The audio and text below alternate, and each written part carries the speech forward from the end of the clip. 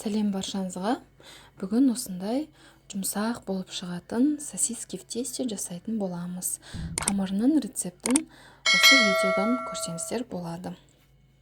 Алдымен ыдысымызға 150 мл сүт, 150 мл жылы су құямыз. 1 столовый қасық қант саламыз, жарты шай қасық тұз саламыз, 1 шай қасық дрожжи және 3 столовый қасық ұн салып, барлығын араластырамыз. Бетін жауып, 20 минутқа көтерілгенін тосамыз. Осылай көтеріледі. Енді осының үстіне 50 мл сұйық май құямыз.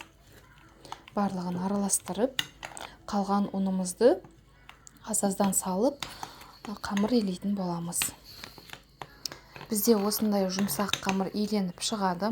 Енді осы қамырды бірден қолдана берсеңіздер болады. Енді сосиски в тесте жасайтын боламыз. Осылай 50-60 граммнан барлығын кесіп шығамыз.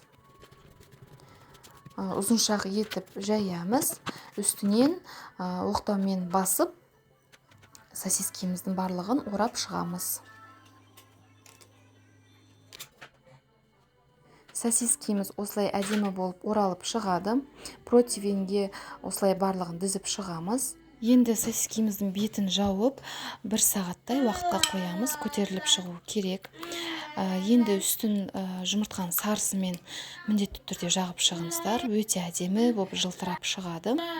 Енді қызып тұрған духовкаға 180 градуста 25-30 минутқа қойып пісіріп аласыздар.